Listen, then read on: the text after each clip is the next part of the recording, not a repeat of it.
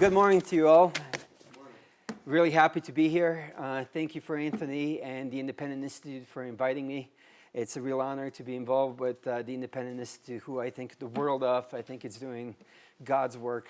So may it continue to be very effective. And it's so great to see so many young minds willing to be bent and shaped and maybe messed with a little bit this week.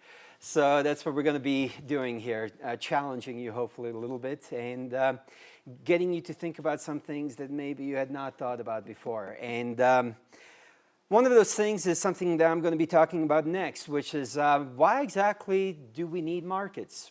What's the benefit of having markets? Why is it necessary? And we certainly think it's necessary. And it's one of those things that I think a lot of people don't really give much thought to. Certainly a lot of people that are just getting into free market ideas are probably not really questioning the fundamental aspect of what is the basics for necessity of markets, all right? So that's what I aim to explain here. This may be old material to some of you. If so, bear with me. It will get more complex as the week goes by. All right, but I think it's something that is important for all of us to understand. So what we're going to start with is the basic human condition, which can be described as exhibiting those two qualities right over there on that board. Scarcity and ignorance. That's what confronts all human beings at all times. All right, so let's explain those a little bit in turn and see why they provide the foundation for the necessity of the market system. So the first thing that we have to recognize is that human wants are unlimited. That simply follows from human beings being self-interested. We know that that's a basic aspect of economics going back to Adam Smith, so 200 and almost 50 years ago. And all of us always want more. Terrible people we are, right? But it doesn't actually have to be a matter of greed. Some of us want more for others, right? Whatever we have is not enough because we want our family, our friends, maybe even less fortunate among us to be better off. And so we always want more because other people can always use more. So that's the first recognition, is that always we have a situation where more is better. But the problem is that the means that we use to provide more are limited.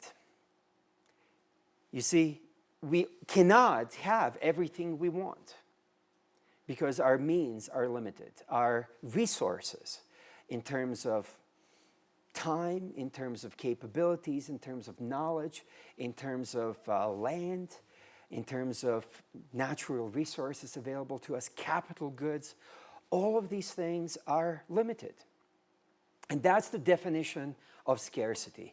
Scarcity is defined in economics as a situation where human wants exceed the ability to satisfy those wants, where human wants exceed the means to satisfy those wants. And that is a constant in all human life. We always want more than we can have. Okay? So scarcity is an inescapable fact of human life. And therefore, all action, all human action requires choice and trade-offs.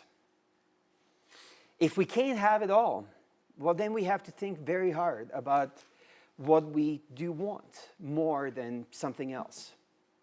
If we're going to have a little bit more of this, we're going to have to give up, sacrifice some of something else. And those kinds of decisions are, of course, what all of us engage in everyday behavior. We have to decide. Well, an Independent Institute seminar, that sounds like a fun thing. That sounds like something that will educate me, push me a little bit. But it comes at a cost, right? It comes at not being able to work for a week. Or just lay by the pool and enjoy the sun, right? And get some rest. That's also a very good thing. or a million other things. And I'm sure the cost for every one of you is different. What you have given up to be here is different. And you had to realize that you can't have it all. If you're going to have this experience of the Independent Institute, it will have to come at a cost of something else. Okay? So another aspect of scarcity is that we have to answer the question of who gets the available means, who gets the available resources, because we can't all have it all. Okay, there's not enough for everyone. That is a difficult question to answer. Who gets more, who gets less? So we have a conflict. There is a basic conflict at the heart of the human condition. As long as we have scarcity, there's going to be a conflict. How do we resolve this conflict? Well, we have to engage in some form of rationing. Okay, now rationing is simply defined as allocation in accord with some criteria for discrimination. Okay, so allocation means who gets what in accord with some criteria for discrimination. And that simply means, I'm not talking about racial discrimination or anything like that, just determining, all right, you get this, you don't. We have to have some form of rationing. Now, competition is merely what occurs when people strive to meet the criteria that are used for this rationing method. You see, whatever the criteria is that we use, people who, of course, all want more for themselves will compete to better meet that criteria for discrimination than the other person. So competition is, again, an inescapable part of life. As long as there is scarcity, we will have competition. Competition results from scarcity and can only be eliminated by eliminating scarcity. And guess what, folks? We are never going to eliminate scarcity. Because remember, scarcity is a function of human wants. And what are human wants? Unlimited. So we will always confront scarcity. And as long as there is scarcity, there is competition.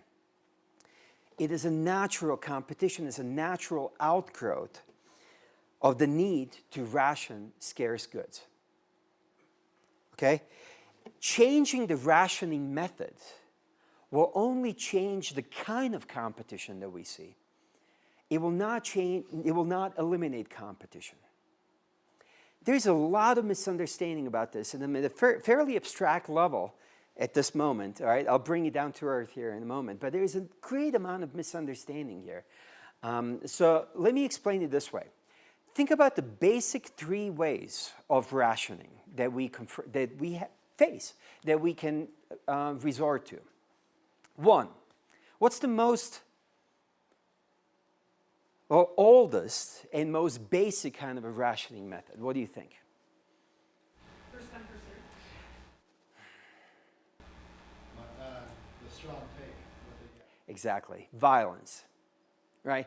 Violence was the original rationing method. And of course, that's the rationing method that we still see in nature. That's the most common method.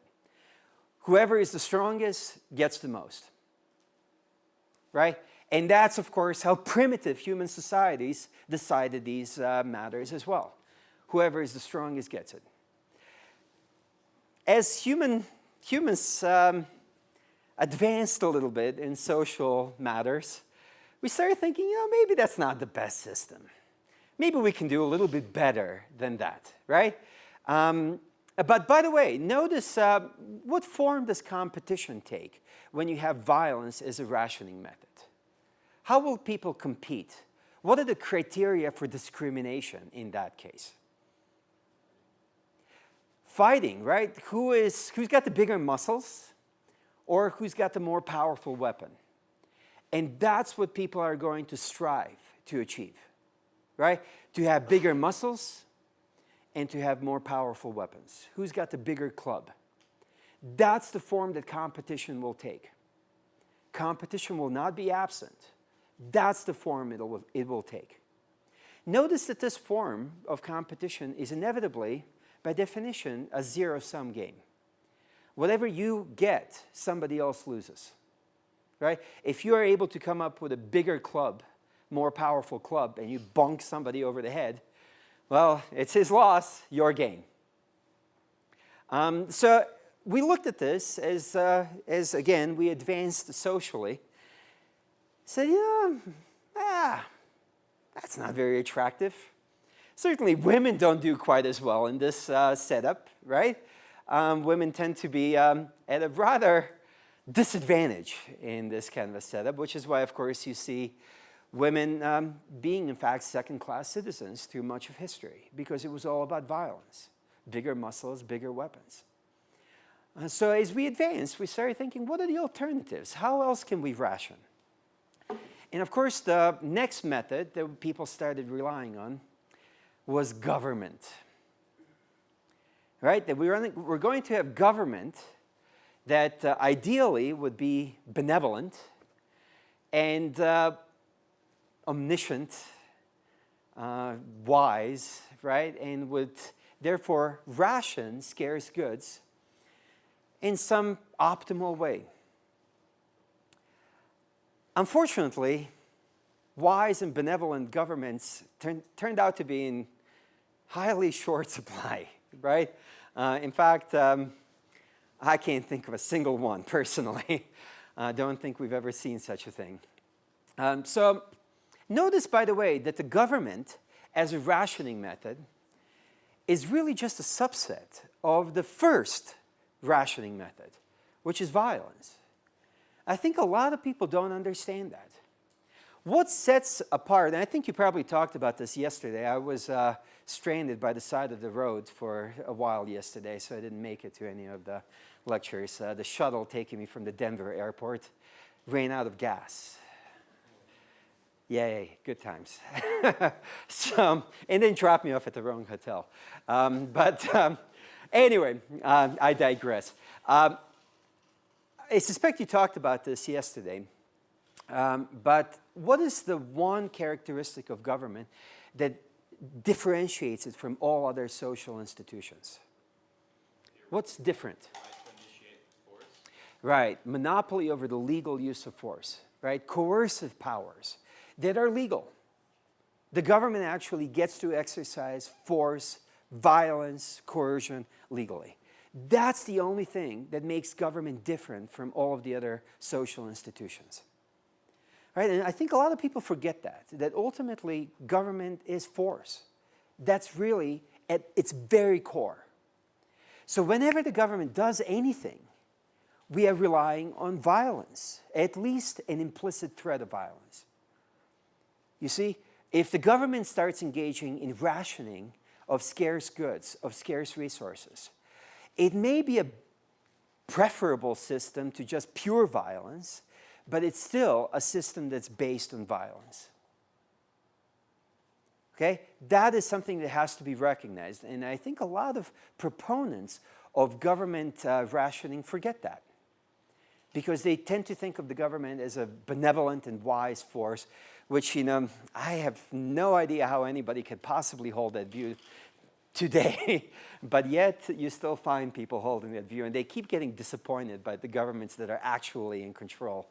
Say, oh, no, one day we're going to have the right guy in there, and there's never the right guy, right? And they always let them down. It's sort of like Charlie Brown and Lucy, right? And that Lucy always says, no, this time I'm going to hold the football in place. Trust me. Like, okay, I'm going to trust you this time. And, that's basically what the whole bunch of last, certainly Democratic presidents have been like for all the liberals, the leftists. Let's not call them liberals. Let's call them socialists. That's more appropriate. Anyway, so where does that leave us? What's the final What's the final alternative then? If so far we've seen that there is only violence and government, which is really a subset of violence, okay? What's the other alternative for rationing scarce goods and resources? Yeah, the market system. The market system, which is one based on private property and the price system, right? So we have markets which, in fact, allocate goods and resources to those who are willing to pay for these goods and resources. And if they pay for these goods and resources, they're giving up something else, right? They are clearly not going to be able to use the money that they're spending on these goods and resources on something else. Okay, so that's really the only alternative to violence as a rationing method in a world of scarcity. Notice that markets as a rationing method is differentiated from violence in two important ways. One, well, it's the only one that's voluntary and peaceful. There is no coercion. There is not even a threat of coercion. Right? In order for an exchange to take place, both parties have to be better off, or otherwise the exchange will not take place. Right? Both parties have to expect that they're going to be improved by the exchange, or one of them is going to walk away and say, no thanks, not interested. So it's voluntary and peaceful. That's a very good thing. I think all of us would agree. That's not the case, of course, with violence or government as a rationing method. Two, it's the only rationing method that's capable of creating wealth rather than just redistributing it. Right? It actually creates wealth because it doesn't forcefully take from one and gives to another.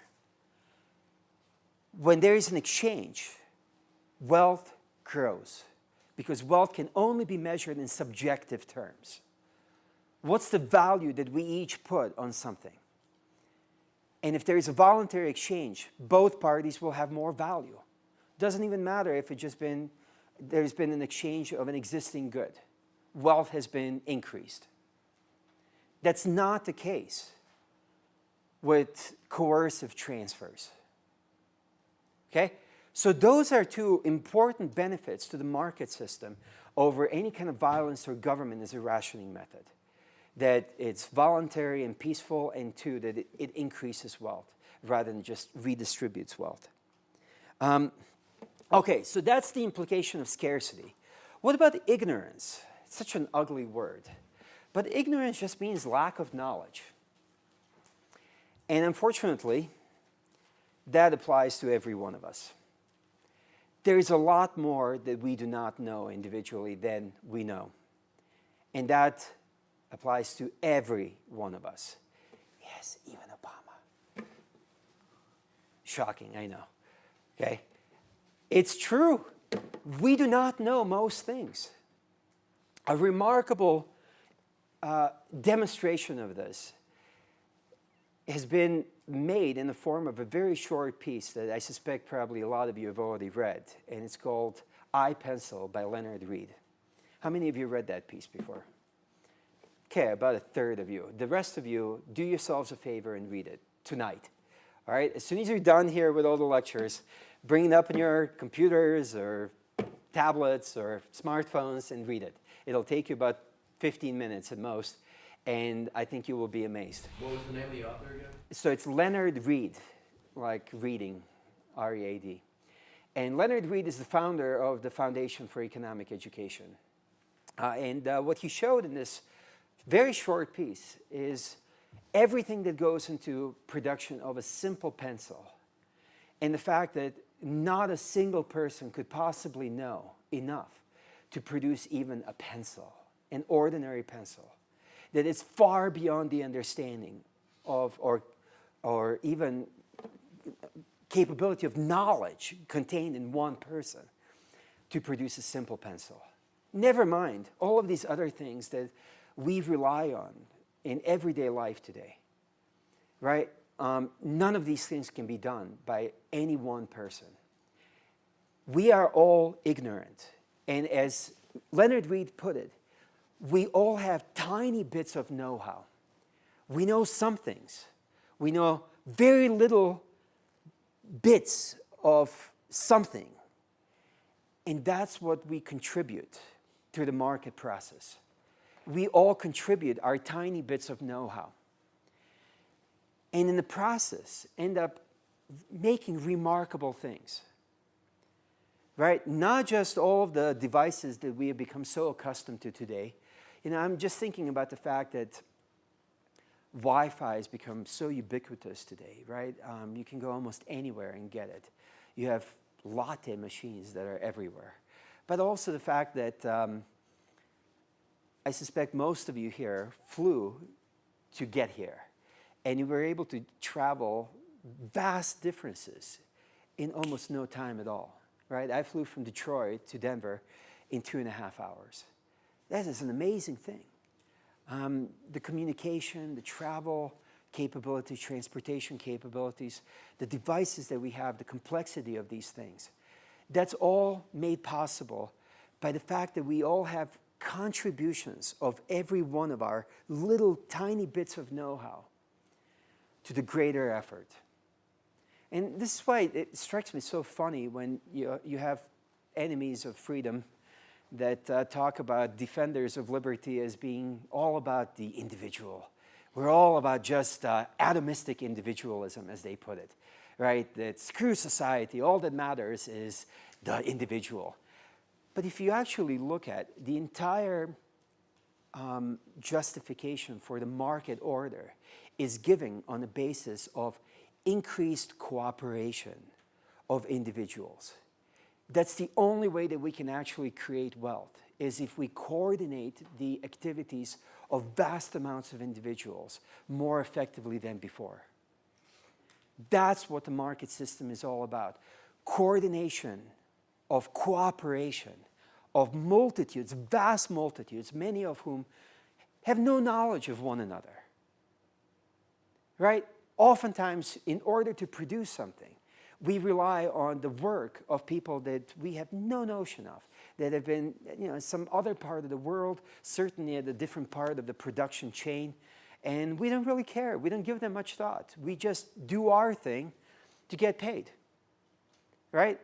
To do a good job, make some money in order to be able to increase our own standard of living, take care of our families, whatever, right? So it's the ignorance that we have to recognize as also being a very important reason why markets are the only way to accomplish this, to actually create wealth. Think about, from the standpoint of the entire society, what is the most important thing that all of us are ignorant about? It is what should be produced and how it should be produced. Should we have more ice cream or yogurt? Same kind of resources go into production of both, right? But which one should we make more of? We have scarcity. We can't have unlimited amounts of both. There's a trade-off there. Which single person can say, yes, we need more ice cream and less yogurt? Or, what's the best way to make ice cream and yogurt? Do we want gelato? Do we want soft serve? Cone? Right? These are seemingly trivial decisions, but they are decisions that have to be made in every aspect of the productive life that faces us. Think about cars. What kind of cars should we be making? Should we make more SUVs or more sports cars or more sedans, more hatchbacks? There's a great line I heard about hatchbacks one time. They said, oh, that makes sense. Name the car after its most hideous feature, right? If we make more sedans, should we make them out of steel? Should we make them out of aluminum? Aluminum's lighter than steel. It would give you better gas mileage. Should we make it out of some kind of plastics, right? Some kind of composite material. Or how about this? Let's make cars out of titanium. Titanium is awesome. All right, it's very light, extremely strong. All right, titanium would be the coolest car ever. Why don't we make cars out of titanium? Very expensive because extremely scarce. There is just not a lot of titanium. All right, and those are the kinds of decisions that have to be made. And those are the kinds of decisions that we individually cannot make. No one person is capable of making those decisions because none of us know. This is what Friedrich Hayek, how many of you heard of Friedrich Hayek? All right, good, glad to see that. Student of Mises, Nobel laureate in economics, one of the foremost scholars of the Austrian School of Economics, passed away in 1991. I think it is, 1992 maybe, I forget. So not that long ago. And Hayek talked a lot about the knowledge problems that confront us in a society. And his explanation, his whole explanation of this came to be known as the Hayekian knowledge problem. The Hayekian knowledge problem. That knowledge in a society is inherently dispersed among all of the members of the society. That we all have tiny bits of know-how. And the problem that we face as a society that markets solve is how do we coordinate all of this knowledge? How do we pull it together that allows us to create things that are beyond the understanding of any one person, beyond the capabilities of any one person, okay? All right, so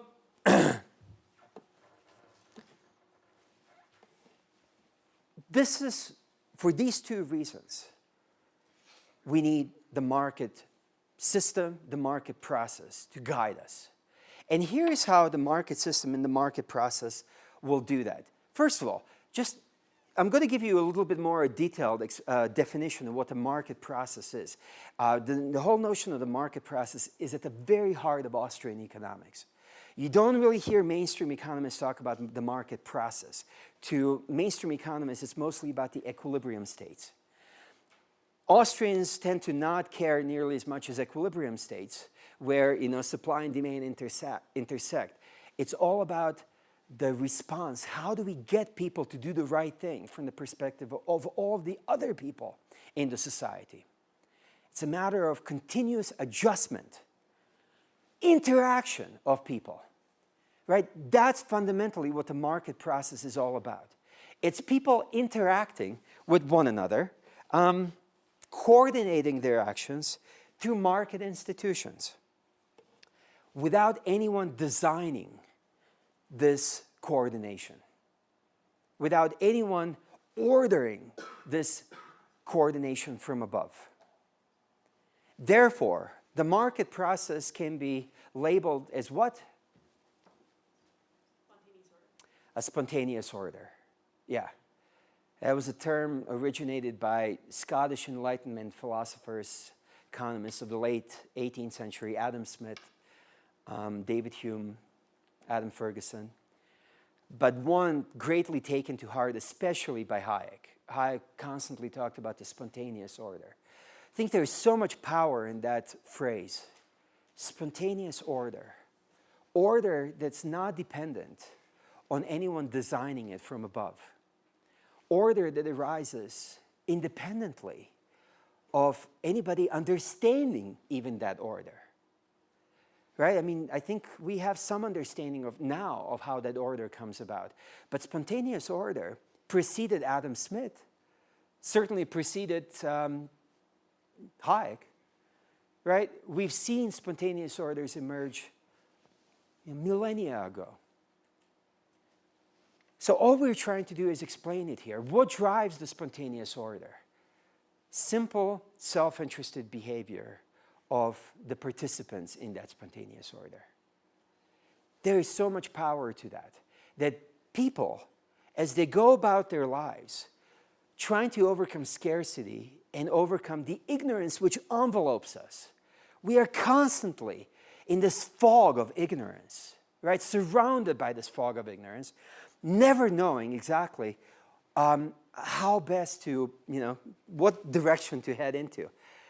It's all of these individuals, highly limited individually, that as we cooperate through market institutions, we end up creating remarkable things. Yes? Are we differentiating between uncertainty and ignorance? I'm putting uncertainty into the overall ignorance thing, yeah, and subsuming it in there, absolutely. Because that is an aspect of it. But it's just lack of knowledge, right? And uncertainty is lack of knowledge about the future, what can happen in the future. And not just lack of knowledge of what can happen, but all the possible things that could happen even. Exactly, right. Yeah, so it's all subsumed under ignorance, okay? So anyway, that's the situation. That's what we're trying to figure out, right? The spontaneous order of the market process. None of us need to understand it, in fact, though I think it is pretty important to understand it from the policy perspective because government keeps screwing with it and damaging it and distorting it, right? But it's not ultimately important to understand it to have it happen. It relies simply on a bunch of self-interested individuals just trying to do the best they can for themselves through market institutions, through peaceful and voluntary means, right? That's the important part. If we have the right institutions in place, this market process will emerge, which will bring about a spontaneous order. Well, how exactly will that happen? All right, let me just cover some very basic aspects of it. Obviously, you can go in a lot of depth here. But let's start off from this thing. So I mentioned before, and I suspect all of you understand this already, that when people exchange, they do so because they both benefit. Both persons to the exchange benefit from that exchange, or at least expect to benefit, right? They both expect to be better off than they were before. But notice that these gains from exchange have to be recognized before they can be exploited. And that's the part of uncertainty that this gentleman brought up. We oftentimes don't really know where the gains from exchange are going to be. I'll give you a very effective example, all right? Think about smartphones. We have become, I don't have it. I have a dumb phone, a flip phone, you see. Because I'm smart, so I don't need a smartphone, right? No, just kidding. But I see almost everybody. I'm embarrassed actually to make calls on this thing. You know, it's like, oh, he's got a flip phone. But yeah, we become so incredibly dependent on these devices. They're everywhere, and they become really remarkably sophisticated. And yet, when was the first iPhone introduced? About 8 years ago? I think even less than that, maybe. It's not been around for very long, right? And in that very short period of time, it's become such an important part of most of our lives. That was a market opportunity, a gain from exchange that nobody had known before that. And there were a lot of people, they were in fact thinking that this was going to be a major bust for Apple, that this was a ridiculous thing, that, why would somebody want something like this? Well, the naysayers turned out to be wrong. Steve Jobs had to perceive, had to recognize that there was this opportunity, that there was this potential gain from exchange that nobody had noticed before, right? I mean, you had basically all these Scandinavian companies like Ericsson and Nokia. They were making the best phones before that, and they were very self-satisfied. They thought they had it figured out. And then a computer company introduces a phone. What? Why would a computer company be making a phone?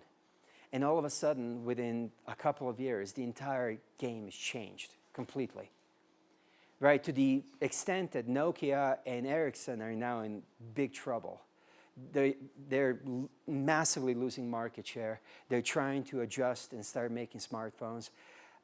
I don't know exactly how they're doing. The last I heard, they were not doing so well, right? The entire thing was radically changed in a blink of an eye, almost, right? It was a perception of this market opportunity, which Stephen Jobs had that nobody else did. But you see, the important thing about this is that you have all sorts of people that come up with ideas. And a lot of them think they're going to revolutionize things. They think that their particular idea is going to change the way the world works. Now, Jobs has done it multiple times. That's an incredible record. Very few people can point to something like that.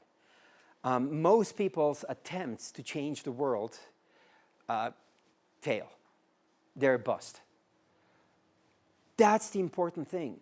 These ideas, the supposed perceptions for market opportunities, have to be tested in the market, right? We have to actually introduce these products, different ways of doing things, and see if the consumers actually want them. And believe me, business history is littered with corpses of rejected products. In fact, Jobs himself had a few. When he was kicked out of Apple in, late 80s, I think, he started his own company called Next, which was a massive flop, just a complete failure. And he blew it. And that was a very humbling thing for him. He talked about it. It really changed his entire mindset. And when he was brought back to Apple, he was a much better man for it. But you see, that's the fate of most economic actors that set out to change things, to try to do something better. Consumers will simply shrug and say, sorry, not interested. So it's not just a perception, because we have a lot of perception that people think that they have for market opportunities that turned out to be wrong. Right? We need to have the testing of these perceptions. And if the testing is wrong, if the testing proves the perception to be wrong, to be more precise, back to the drawing board, right? Back to the beginning and try again. This is what has to happen. That's what the market process entails. Who's in charge here? Who decides what's going to happen and what's not going to happen? Consumers. This is something that Mises, Ludwig von Mises, how many of you heard of Mises? Not as many as have heard of Hayek. Well, we'll try to change that this week. All right, so Ludwig von Mises, in the opinion of some people, including me, the greatest scholar of the Austrian School of Economics. I think Hayek would probably say that as well, because Mises was Hayek's professor. And Hayek had spent his lifetime basically engaging in the Misesian research agenda. Everything that Hayek was doing was brought on by Mises' insights. He took them in a different direction and contributed considerably to them, but he was still doing Misesian economics. Anyway, Mises died in 1973, spent his last 30, 40 years in the United States, actually, moved here as World War II was starting. But Mises' contributions were considerable, and and I'll talk about several of them in my lectures. But one of the things that he was quite fond of discussing was consumer sovereignty, as he put it. That in the market system, we have a situation where there's consumer sovereignty. What does that mean? What is consumer sovereignty? The right to make your own choices. Yeah, I think there is an even simpler phrase that I'm sure you've all heard, which is that consumer is king. Right? That's what consumer sovereignty means. Consumer is king. I don't know about you, but that makes me feel pretty good. I'm a consumer. It's good to be the king, right? As Mel Brooks said in, I forget what movie. What was it? Thank you. History of the World Part 1. Yeah, it's good to be the king. And hey, every one of us here is a king. That's a wonderful thing. That's what the market process allows. Okay? So we have this perception and in testing of market opportunities. And notice that these economic agents, as they engage in this process of testing, what's happening here is that there is inevitably the process of competition that acts as a sorting mechanism. Right? It's competition that ultimately decides what consumers want and what they do not want. You see, when Gates introduced the iPhone, when Apple introduced the iPhone, let's not just say, it wasn't just Gates, obviously, and there was a whole team of people, but he was a significant force in it.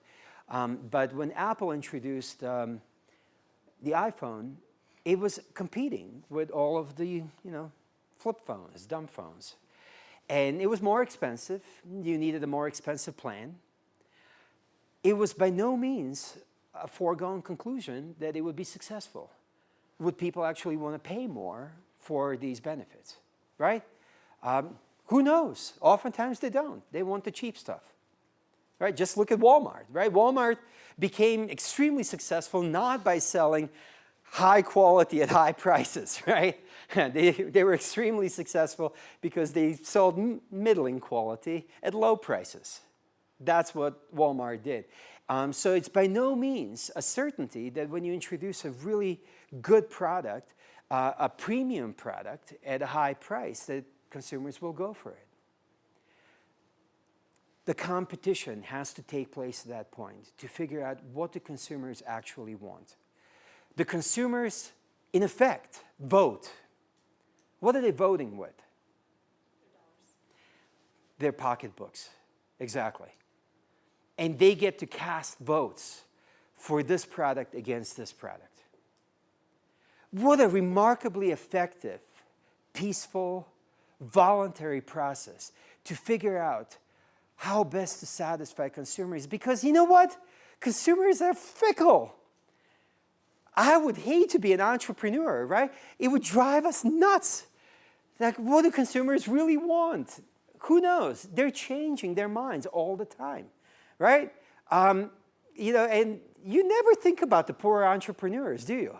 You're just being smug about your own preferences and saying, that's what I want. Why aren't you delivering what I want, right? Put yourselves in the shoes of the people that are trying to do that. It's not easy.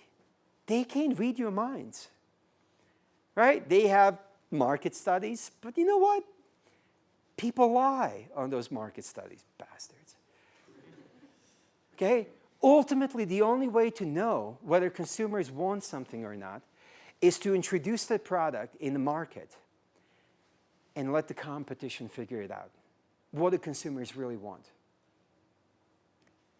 Right? So competition is the process where competing market participants struggle to get ahead of one another, to outdo one another by recognizing and acting on opportunities that no one was aware of previously. Right? That's what competition is. An attempt to outdo somebody, to do better. Which is where, it gets kind of crazy with antitrust laws, where, I'll talk about that tomorrow, where you're not supposed to do really a lot better than somebody else, because the antitrust authorities are going to come after you.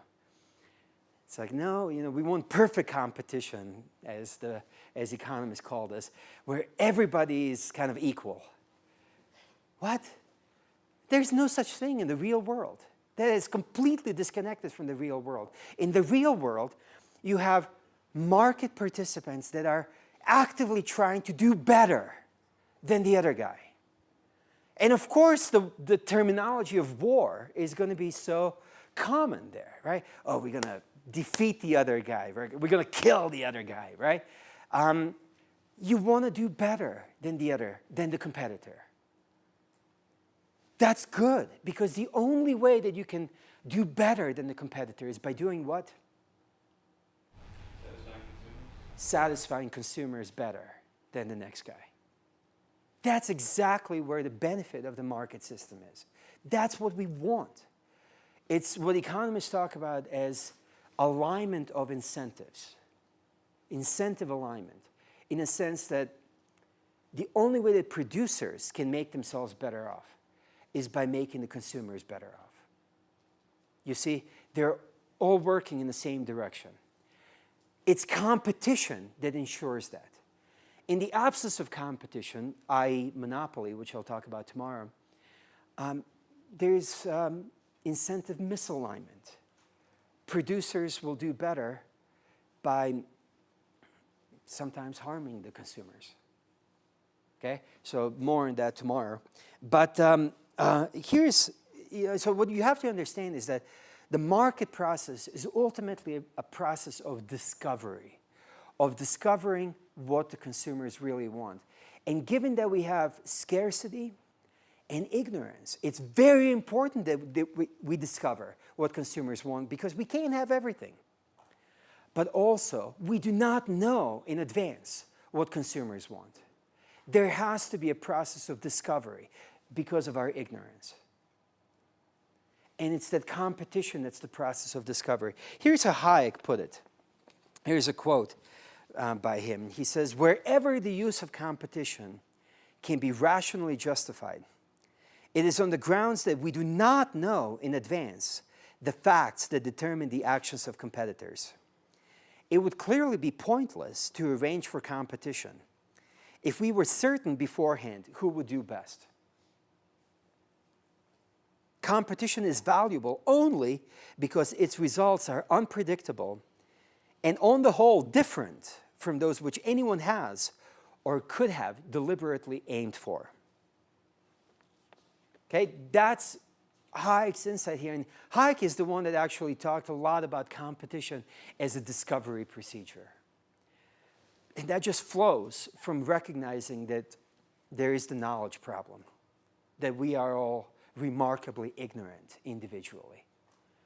But when we cooperate through the proper market institutions, we are capable of overcoming that ignorance in remarkable ways, in shockingly sophisticated ways, that we actually have all these satellites flying around us, right, delivering information to all parts of the globe,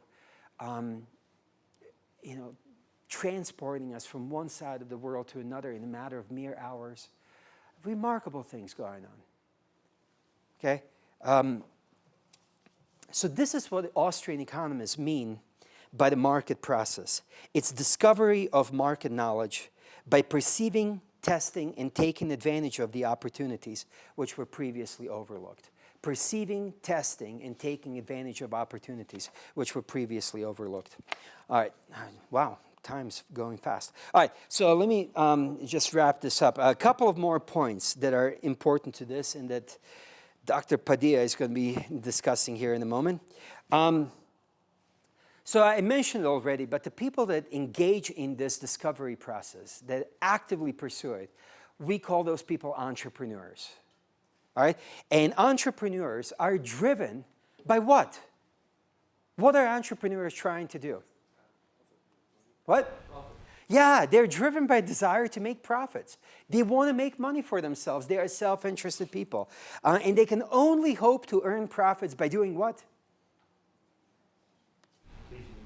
Pleasing the consumer. Exactly. All right? So it's the profit and loss system that drives the discovery process of the market. And think about it this way. What a remarkably effective system this is. The profit and loss system, here's what it does.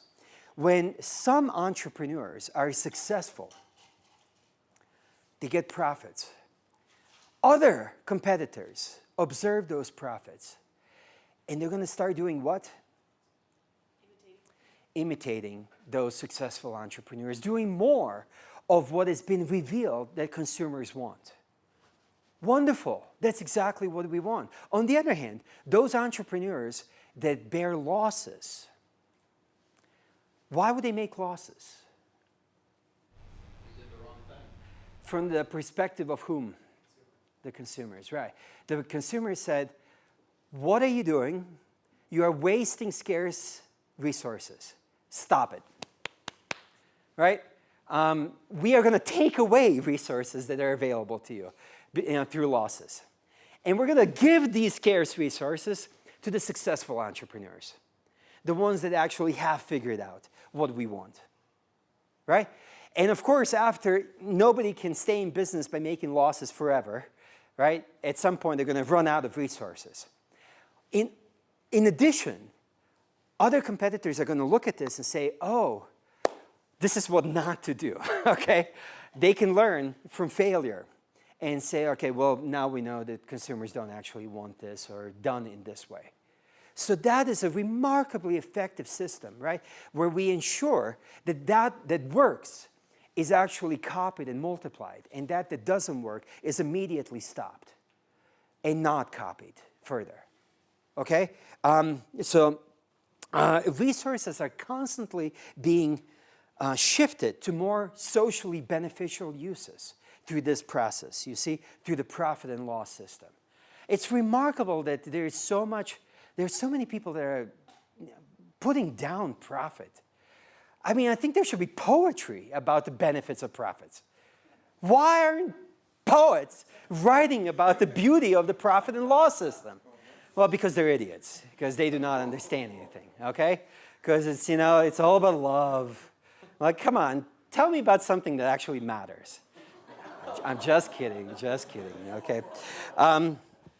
So, since all enterprise is ultimately a process of trial and error, given our ignorance, right? Some think that they know more, and sometimes it turned out to be right. God bless them, right? But ultimately, this trial and error is at the bottom of the entire economic system, market process, right? What a remarkably effective way to minimize waste and multiply proper use of our scarce resources, okay? Notice that the only way that this all works is if you have the right monetary and price system in place. Those are the necessary institutions for all of this to actually work. Okay, so I'll talk about this in more detail a little bit tomorrow in a few lectures. But in order to have the properly working profit and loss system, which will allow entrepreneurs to assess whether their plans are working or not, you've got to have monetary prices. Right? So you've got to have a stable monetary system in place, which allows there to be then prices. And those prices then to be able to derive the profit and loss. And that allows entrepreneurs ultimately to judge whether what they're doing is the right thing or not, is in the benefit of the consumers or not in the benefit of consumers. This is what Mises called monetary calculation. And it's at the very heart of the critique of socialism that I'm going to be talking about tomorrow. So it's the only real means of weighing alternatives and possible future consequences against one another. And this is also the importance of the price system, right? This process of economic calculation only works through prices. And that's because prices ultimately are information. Prices contain information. It's that information aspect of prices that allows us to make the right decisions. Entrepreneurs base their decisions on it. Consumers make their decisions on it. Right? We are constantly weighing one price against another price. And it's for this reason that it's so important to make sure that prices are flexible, that they're allowed to adjust. Okay? We have constant attempts by governments to fix prices because they, so this price is too high, that price is too low, right? Wages are always too low. So we want minimum wages, right? Have a price floor. But on the other hand, like rent is too high. So we want to have a price ceiling on something like that. How the heck do they know what the right price should be? They have no clue. And they're distorting the entire market system by fixing particular prices. The best example I ever heard, actually, on why it's so foolish, in fact, to engage in price fixing, is the example of a thermometer, all right? So think about a thermometer. Let's say that everybody was very hot or very cold in this room, okay? Would it make sense to go up to the thermometer that reads, let's say, I don't know, 62 or something, right? And light a match under it? Very quickly, the thermometer is going to start reading 70, maybe 80. Are you going to be any warmer as a result? You're not. That's the important thing to understand. Prices are information about scarcity. When you fix a price, you're not changing the scarcity in a market. All you are changing is the information about that scarcity, and therefore bringing about wrong responses. You see? So it's sort of like lighting a match under the thermometer and saying, oh, you should be feeling much warmer now. What? Wait a minute. We still don't have enough of this thing or have too much of this thing. Another thing, right? Too much labor or not enough rental space. That's what prices do. They indicate what is actually happening in the markets. And you mess with that at great danger to the market process. All right, so let me wrap up with this then. So this is how the society solves the problem of what is to be done with scarce resources, given that we confront pervasive ignorance. It's through the market process. And it is impossible to be able to do that, to know what is to be done with scarce resources outside of the market process. No government official, no matter how benevolent he is, no matter how smart he may be, is going to be able to come to these kinds of conclusions. The only way to know this is by allowing the market process to work. And notice that entrepreneurs, and this is, I don't want to step on Alex's toes here too much, I'll just say one thing about it, but successful entrepreneurs, in effect, are knowledge gatherers in our society, right? They respond to consumer demand through the signals of the price system and use scarce resources to provide those goods that consumers really want. They gather the knowledge that's absolutely necessary for us to make the right decisions on what to do with scarce resources. All right, that's what the market process is about, and that's why competition is such an important part of the whole thing.